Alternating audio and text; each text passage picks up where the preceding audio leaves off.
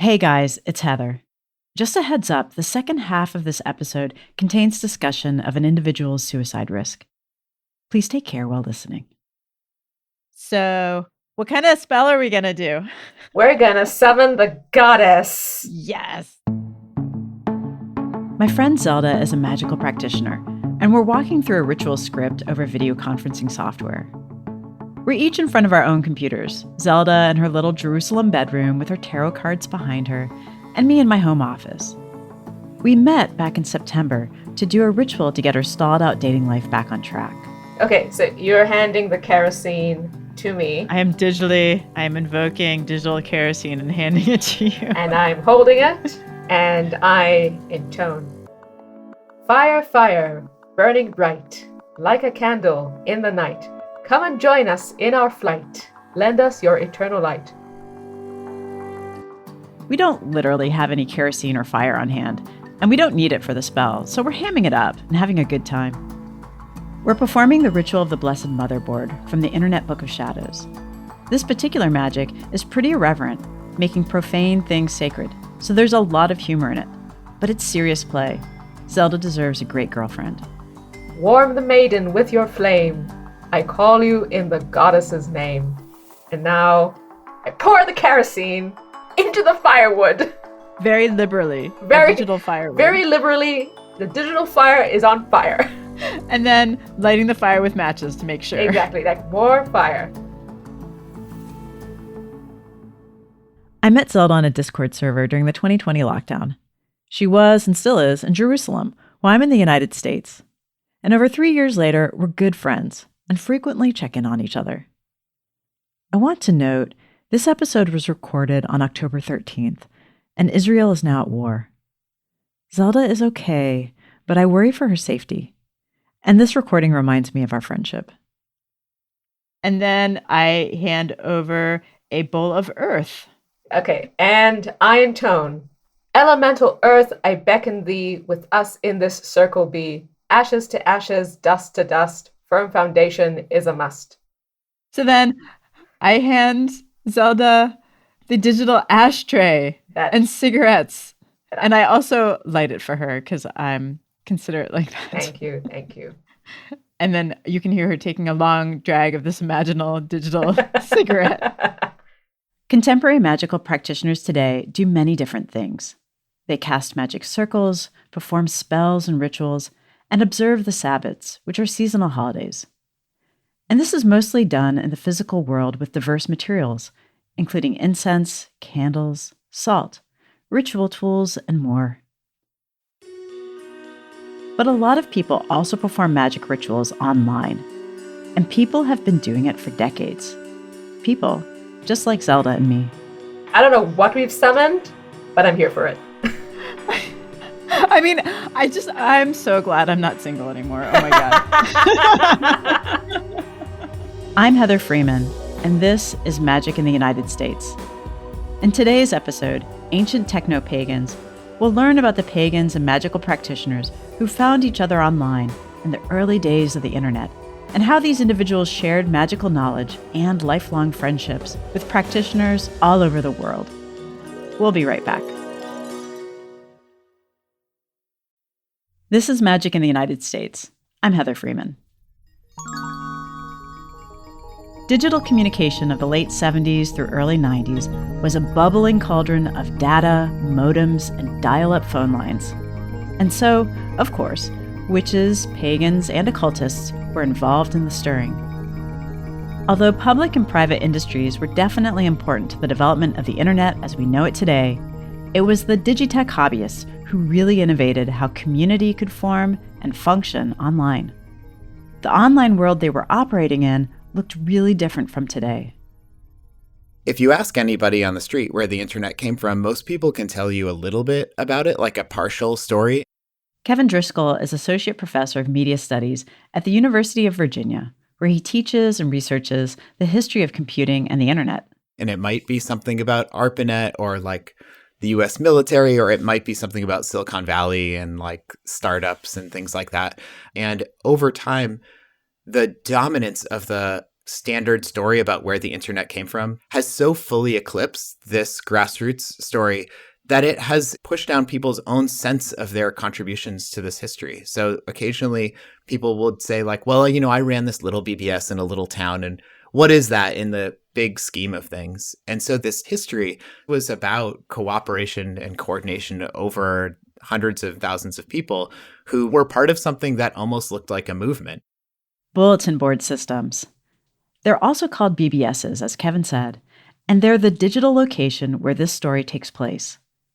They were run from home computers out of garages and home offices all over the United States from the 1970s to the early 1990s.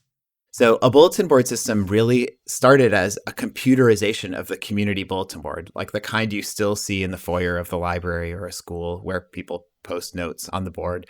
And so a computerized version of that bulletin board would be like a bulletin board people can access at any time of the day or night and read the messages that are there or leave a message for somebody else. And the way they did it was really clever, which was rather than build a new network, it was to adapt an existing network that by the late 1970s was really widespread, and that's the telephone network. So let me paint a picture of what this actually looked like. Come visit teenage me in 1990. I'd get home from school and power up my dad's PC. He was basically a software engineer, so he had a computer at home. Like many middle-class Americans, our home had one landline phone. It was beige with a long, tangled-up cord connected to the wall through a jack. To call my friend Danny's BBS, I'd unplug the phone from the wall and plug in the modem, which was a small black box also connected to my dad's computer. And yes, this meant that nobody else could use the phone, so I tried to do this before my parents got home. Then my modem would call up Danny's modem, and when they connected, the most magical part happened.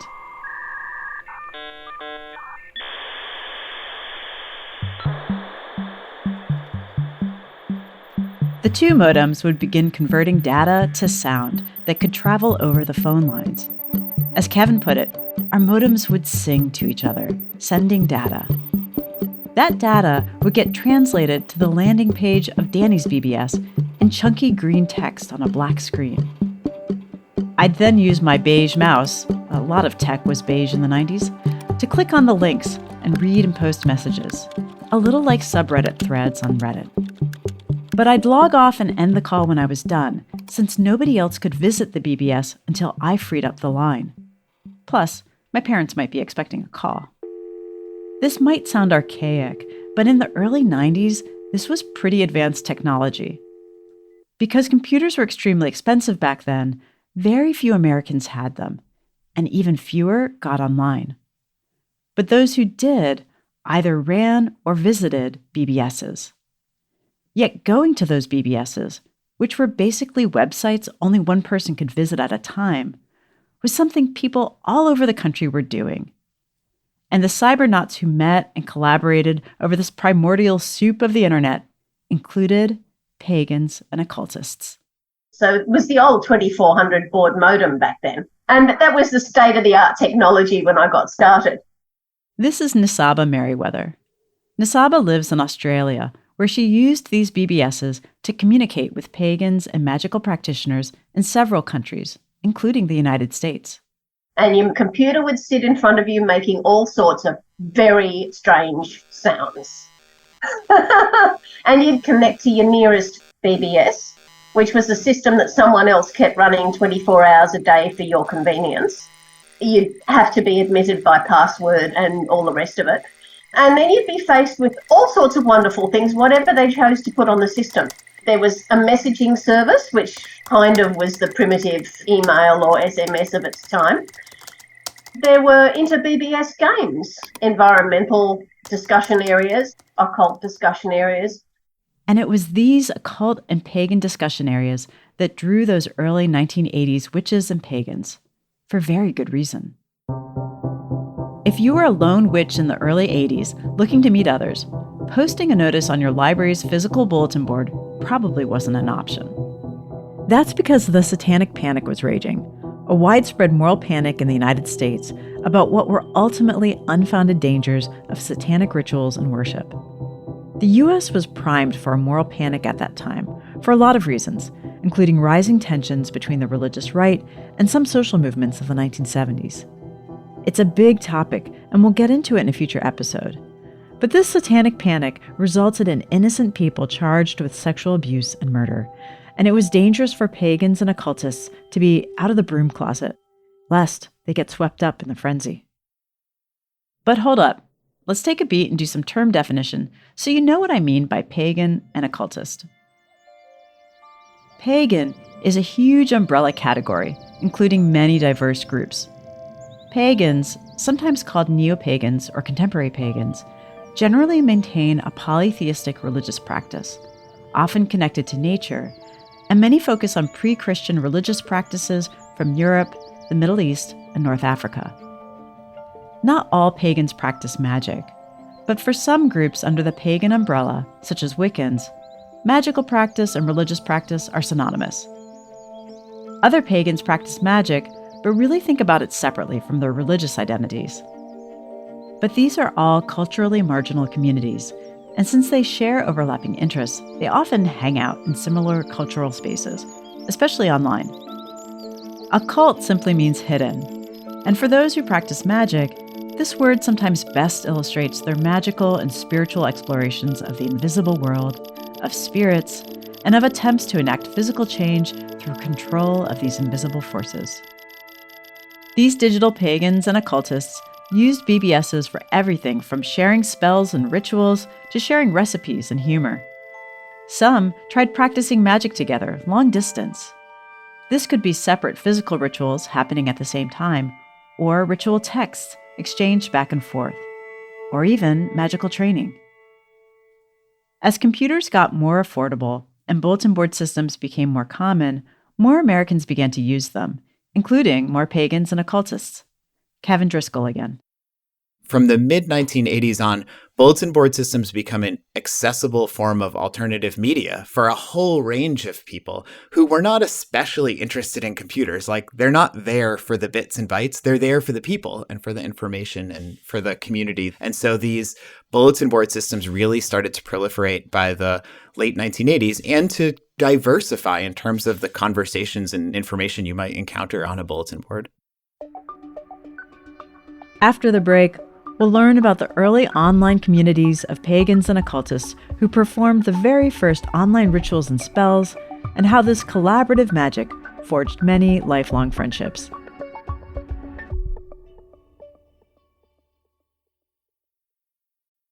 This is Magic in the United States. I'm Heather Freeman. Richard Kaczynski lives in Raleigh, North Carolina, and has many different spiritual and magical practices. And for years, Richard was a system operator of an occult-focused BBS. The wonderful thing about the bulletin board systems was that it did allow that connection to other people of like mind and similar interests, literally around the world. By the time I was a sysop, I was already 10 or 15 years into my own journey, and I saw my role as kind of facilitating that for other people. The conversations were great because you would have all sorts of folks from all sorts of walks of life, different levels of experience, people you could ask questions of, people who knew what they were talking about could answer, people who didn't know what they were talking about could answer.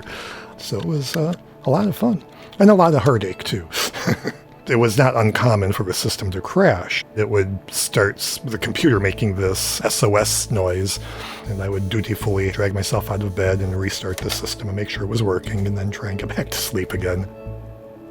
Being a sysop was an act of love for their communities. They would download data, often at great expense, and have to dedicate a phone line to the BBS full-time.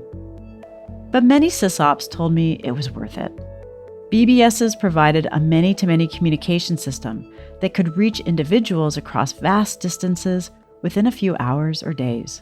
My bulletin board system was called the Magic Bus. I thought that was kind of a fun play on words for, a computer bus. And there was also a system called 93Net, which was related to specifically Thelema. Thelema is a spiritual philosophy and new religious movement introduced by Aleister Crowley in the early 1900s.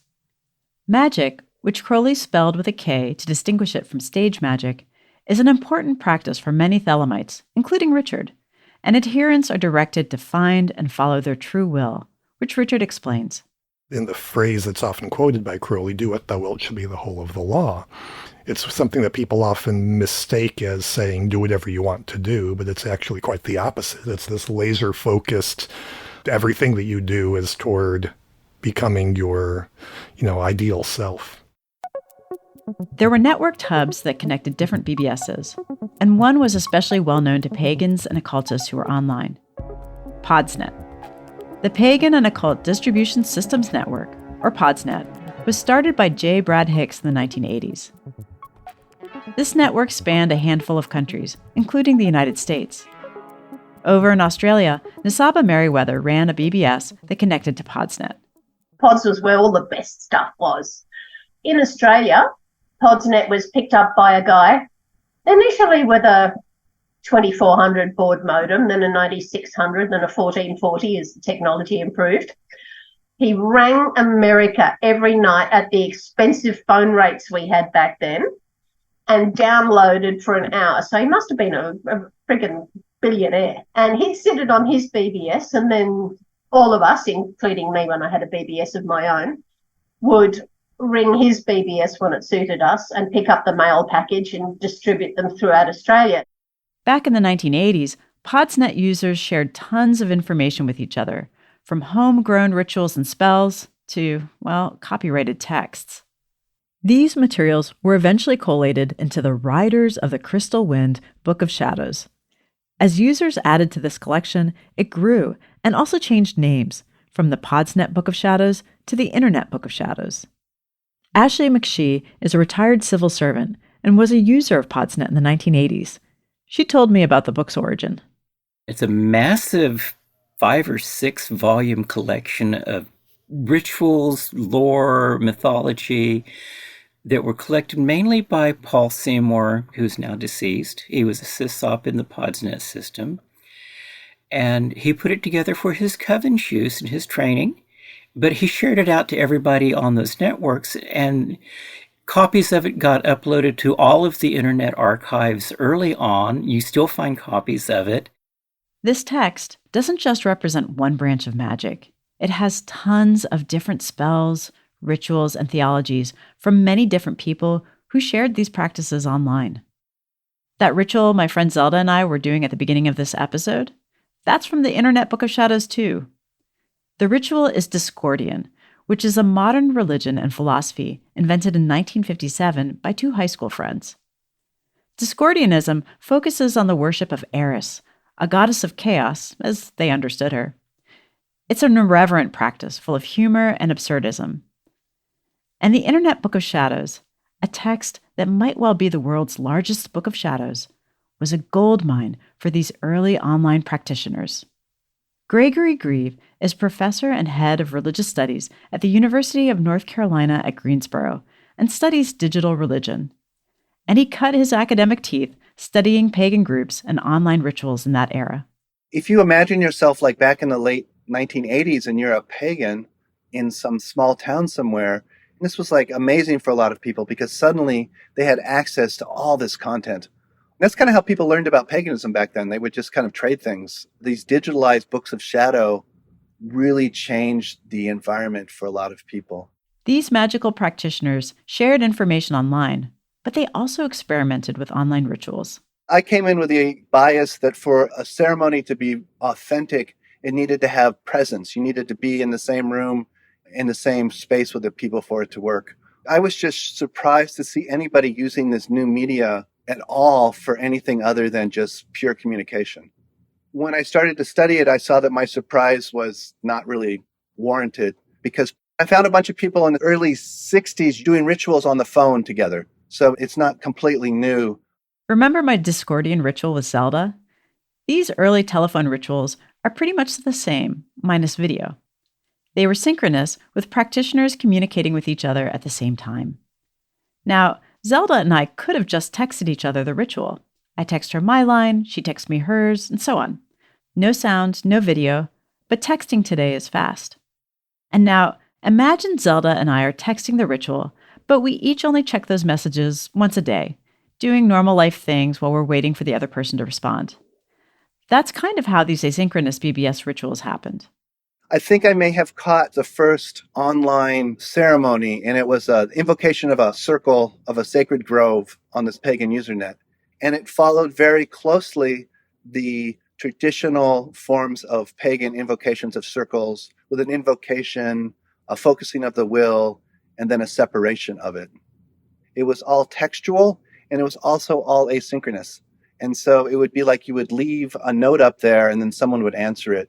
More like Reddit or something. Reddit's actually a similar structure. And similar to Reddit, pagans and occultists from all over the world were learning from each other on these BBSs. This sharing, learning, and practicing magic led to a sense of community and friendship. And some of these friendships became lifelong. Ashley McShee again. You met everyone from every walk of life. You met doctors, you met lawyers, you met rocket scientists, you met civil servants, librarians, farmers, everyone. The thing we had in common was we were looking for others. It was your community backyard. Sit around the fire pit and chew, whatever. It was good times. And you got to meet people and you called them friends because they were. I met people in the BBS days that I'm still friends with. 2 live in Colorado Springs. Some live in Kentucky. Some live in Florida. Some live in Australia. And you developed real and long-lasting friendships. I recently reconnected with a friend in Australia that I had met on the BBSs that I'd lost contact with. And it was such a pleasure just to re-meet them. It washed away nationality. They weren't Americans. They weren't Australians. That friend in Australia? That was Nasaba Merriweather. They were just humans in my core group of inner circle people. It washed away this sense of separation, I suppose. The first time I got physically rung up by someone on the phone and heard an American accent, it came almost as a shock. I mean, I knew she was an American, but it came as a shock that she had the accent, because in my head, you guys all sound like me. When I started embedding myself in the whole Podsnet culture and communicating with these people on a daily basis and forming real and lasting friendships, and there are people who I still haven't physically met that I have loved for decades, I started meeting people all over the place, many of whom I'm still in touch with now, which is just lovely, like 35-year friendships. 35 years is a long time. And several practitioners mentioned that older online friends had passed away in the last couple of years. They were bittersweet. They were glad for the friendship, but also sad for the loss. Richard Kaczynski had just lost his friend Bill Heydrich shortly before we spoke. Bill Heydrich was just enormously influential in the online community. He virtually single-handedly transcribed first editions of Crowley's works and just put them out there for the public in text files. Most anything that you might see out there of Crowley's works is probably based on this work that Bill Heydrich himself had done, but he was also just this omnipresent figure online. You could email him or find him on these message boards, and he was always very responsive. His presence was enormous, and as is his loss. So I was very glad to have had the opportunity to not meet him in real life, but to have interactions with him virtually. These BBS friendships forged a sense of community that went back to their shared interests: magic. People practice magic for lots and lots of reasons, and sometimes those reasons are for the community itself. Gregory Grieve told me how these BBS communities helped and supported one another, sometimes in their darkest moments. The people online seem to have fairly strong emotional connection with each other. And in the ceremony that I witnessed, one of the people got on there and was basically saying that he was going to take his own life. And the community rallied together and they created this egg of energy, which they then sent to him. And according to the text, he felt as if they had basically saved his life through this sending of metaphysical energy over the line to him. What fascinated me at the time was they were all over the world. They were in New Zealand, they were in Texas and Germany. And so what I found fascinating was that even though they were separate, they were able to form a community. And of course, at this time, we're all like, of course they can do that because we've all done that. But at the time, it was a radically new, innovative way of using this new media. And so I think neo-paganism and how it used magic in this new space really changed how everybody thinks of this space. We thank the Four Directions for standing by our side. We thank the elementals and their power all allied. Doing this ritual with Zelda, I feel like the magical and technological descendant of those who ran BBSs back in the 1980s. To celebrate our status, anointed compupagans of sin, Let joyful inhibition be released and the Saturnalia begin. Wait, what? Zelda and I are finishing up our Discordian ritual from the Internet Book of Shadows. We've summoned the goddess who will hopefully juice up Zelda's love life, and now we're bidding the spirits farewell.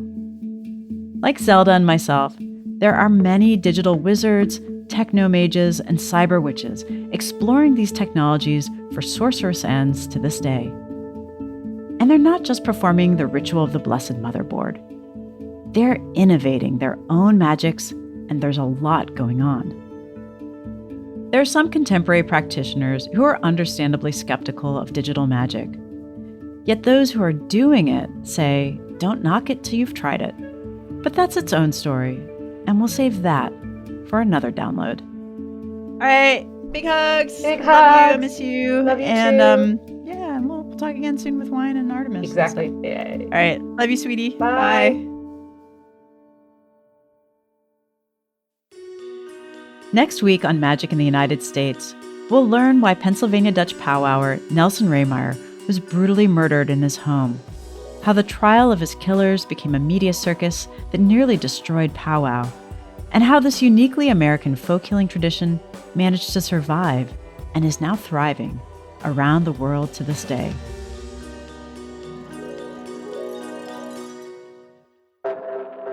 Magic in the United States is written and hosted by me, Heather Freeman. The show is produced by Amber Walker and edited by Lucy Perkins. Our associate producer is Nor Gill, and the show is mixed by Jenny Cataldo. Fact-checking by Dania Suleiman.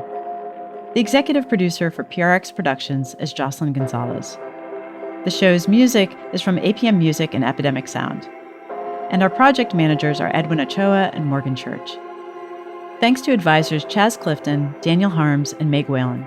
Thanks to guests Kevin Driscoll, Gregory Grieve, Richard Kaczynski, Ashley McShee, Nisaba Merriweather, and special thanks and care to Zelda. Additional thanks to Professor Douglas Cohen and all the practitioners who shared their BBS stories with me.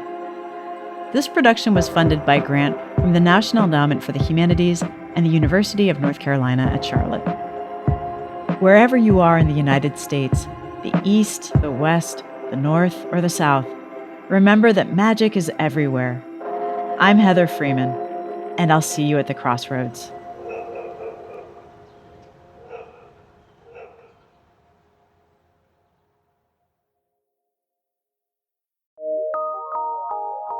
From PRX.